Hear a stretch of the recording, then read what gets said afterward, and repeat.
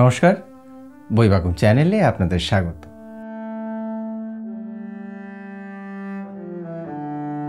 আজকে যে বইটি নিয়ে কথা বলবো সেই বইটি তিব্বতী পুঁথি সিরিজের দ্বিতীয় বই।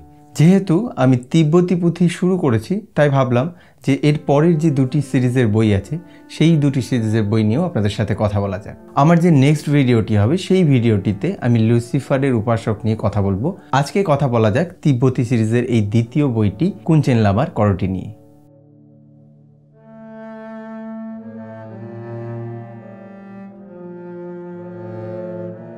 আপনি যে কোনো একটি বই আগে পড়তে পারেন, তবে আমি সাজেস্ট করব তিব্বতী পুঁথি এবং তারপরে কুঞ্চেন লামার করটি এবং তারপরে শেষে লুসিফারের উপাসক। এই বইগুলি এই সিকুয়েলে যদি আপনি পড়েন তাহলে বেশ কিছু চরিত্র আছে, তাদের আবির্ভাব, তাদের সেই উপন্যাসের কি কি ভূমিকা এবং বিভিন্ন উপন্যাসে আগের যে উপন্যাসগুলি সেগুলির বেশ কিছু গল্প বা কথা সেগুলি উঠে এসেছে, সেগুলি হয়তো আপনাদের বুঝতে কোথাও গিয়ে একটু সুবিধা হবে। উপন্যাসে আসার আগে বইয়ের কোয়ালিটি নিয়ে একটু কথা বলে নিই।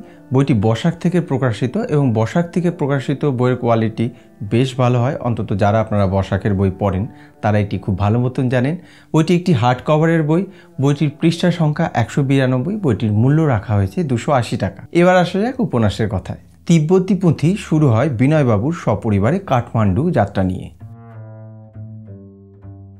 কুঞ্চেন লামার করটি এই উপন্যাসটির সূত্রপাতও কিন্তু ঠিক তখনই। কাঠমান্ডুর প্লেনেই বিনয়বাবুর সাথে আলাপ হয় অ্যান্টিক জিনিসপত্রের একজন ডিলার মহেশ মূলচান্দানির। তারপরে কাঠমান্ডুতে নেমে যে যার গন্তব্যে চলে যান। এরপর কেটে যায় প্রায় 1.5 বছর। গল্পে বিনয়বাবুর সাথে মহেশবাবুর আবার দেখা হয় প্রায় 1.5 বছর পরে পার্ক স্ট্রিটের একটি দোকানে। এখানেও ভদ্রলোক নিজে যেচে এসে বিনয়বাবুর সাথে আলাপ করেন এবং অদ্ভুতভাবে প্রথম আলাপেই তিনি বিনয়বাবুর কাছে একটি সাহায্য প্রার্থনা করেন। মহেশবাবু বিনয়বাবুকে যে কথাগুলি বলেন তার সারমর্ম হলো এই: মহেশ এবং মোহিত এনারা দুই ভাই, এনারা অ্যান্টিক জিনিসপত্রের কেনা বেচার ব্যবসা করেন। আর এই ব্যবসা যে সবসময় সততার সাথে হয় সেটাও কিন্তু না। এমন অনেক ক্ষেত্রে এমন পরিস্থিতি আসে যেখানে হয়তো অসৎ উপায়ে বেশ কিছু অ্যান্টিক পুরনো জিনিস তাদের হাতে আসে, কিন্তু মোটা অঙ্কের বিনিময়ে এবং ব্যবসায় উন্নতির জন্য তারা সেই সব জিনিসপত্র কিন্তু সেটি ইল্লিগাল জেনেও কিনে নেন।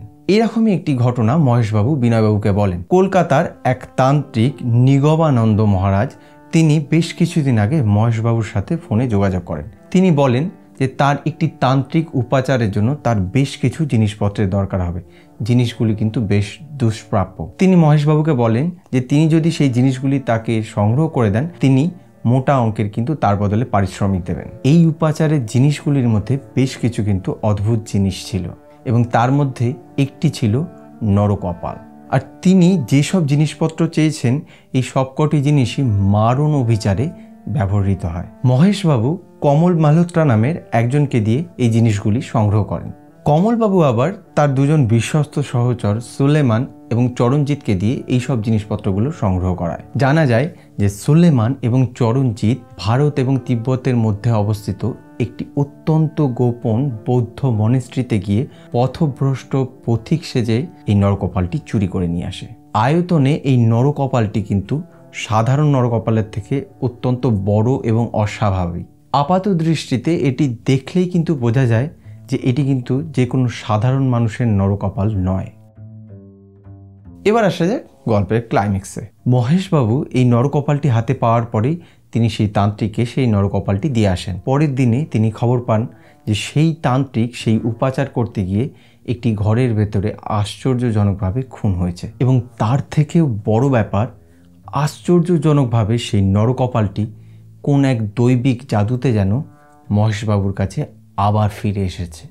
এরই মাঝে কমল মালহোত্রার এক ব্যবসায়িক পার্টনার ভূষণ একজন বিদেশির সঙ্গে যোগাযোগ করেন এবং তিনি মহেশবাবুকে বলেন যে তিনি যদি এই নরকপালটি সেই বিদেশিকে বিক্রি করে দেন তাহলে মোটা অঙ্কের একটা অর্থ লাভ হবে, আবার এই সমস্যার থেকে তিনি মুক্তি পাবেন। ভূষণ রাউত এবং এই আমেরিকান নাগরিকটি এই নরকপালটি কিনে যখন ফিরে যাচ্ছিল তখন তাদের সাথে ঘটে আরেকটি দুর্ঘটনা।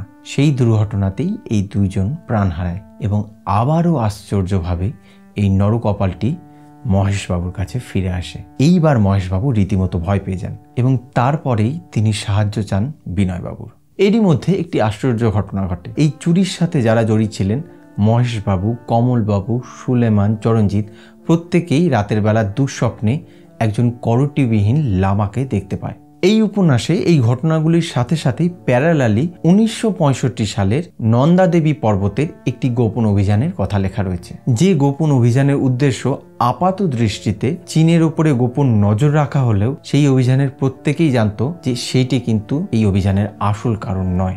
এরই মধ্যে বিনয়বাবু এবং কালীকিঙ্করকেও কিন্তু সেই নরকপালহীন লামা দেখা দেন। ঘটতে থাকে একের পর এক রহস্যময় ঘটনা। সামনে আসে সুলেমান এবং চরণজিতের এই নরকপাল চুরির একটি বিচিত্র ঘটনা। অন্যদিকে সমকালে রাশিয়া এবং আমেরিকার দুটি গুপ্তচর সংস্থা গোপনভাবে তিব্বতের এই গোপন মনেস্ট্রির জন্য অভিযান চালায়। উপন্যাসে বিভিন্ন ঘটনার মাধ্যমে একের পর এক রহস্য এর জটিলতা বাড়াতে শুরু করে। অনেকগুলি প্রশ্নের সম্মুখীন হয় এই উপন্যাসটি। নরকপালটি কার? কোনো সাধারণ লামার, নাকি কোনো ইয়েতির, নাকি কোনো বহির্জাগতিক মানুষের? সুলেমান এবং চরণজিৎ সেই গুপ্ত মনেস্ট্রির গুহাতে গিয়ে কোন ভয়ঙ্কর পরিস্থিতির মুখোমুখি হয়েছিল? কেন একের পর এক খুন হচ্ছে এই নরকপালটির জন্য? কেনই বা এই নরকপালটি প্রত্যেকটি দুর্ঘটনার পরে নিজে থেকেই মহেশবাবুর কাছে ফিরে আসে? অতীতে নন্দা দেবী পর্বতে কি গোপন অভিযান চালানো হয়েছিল? এখনকার যে বিদেশি দল দুটি যে গোপন অভিযান চালাচ্ছে তাদের সাথে এই অতীতের কি কোনো সম্পর্ক রয়েছে? শেষ পর্যন্ত বিনয়বাবু কি পারবেন এই নরকপাল রহস্যের সমাধান করতে? এই সব কিছু জানতে গেলে আপনাকে পড়তে হবে তিব্বতী সিরিজের এই দ্বিতীয় বইটি কুঞ্চেন লামার করটি।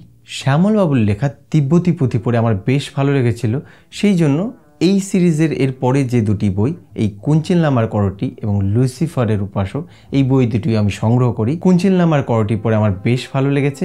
আমি আপনাদের সাজেস্ট করব, আপনারা যারা পড়েননি তারা একবার কুঞ্চেন লামার করটি সংগ্রহ করুন এবং পড়ে দেখতে পারেন। আশা করছি আপনাদের ভালো লাগবে। সবথেকে ইন্টারেস্টিং বিষয় হলো এই উপন্যাসটির কনসেপ্ট। এই উপন্যাসটির কনসেপ্ট আমার পড়ার পরে বেশ ইউনিক লেগেছে। শ্যামলবাবুর লেখনী নিয়ে তো কোনো কথা বলারই নেই। শ্যামলবাবু যে একজন অসাধারণ লেখক সেটা আমরা যারা শ্যামলবাবুর লেখা পড়ি তারা প্রত্যেকেই জানি। আপনারা যারা পড়েননি একবার সংগ্রহ করুন এবং পড়ে দেখতে পারেন, এবং যারা আপনারা পড়েছেন অবশ্যই আমাকে জানাবেন যে এই উপন্যাসটি পড়ে আপনাদের কীরকম লেগেছে। আজকে আলোচনা করলাম তিব্বতী পুঁথি সিরিজের দ্বিতীয় বইটি কুঞ্চেন লামার করটি। এর পরের দিনের ভিডিওতে আলোচনা করব এই সিরিজেরই তৃতীয় বই লুসিফারের উপাসক। আজকের ভিডিওটি এই পর্যন্তই।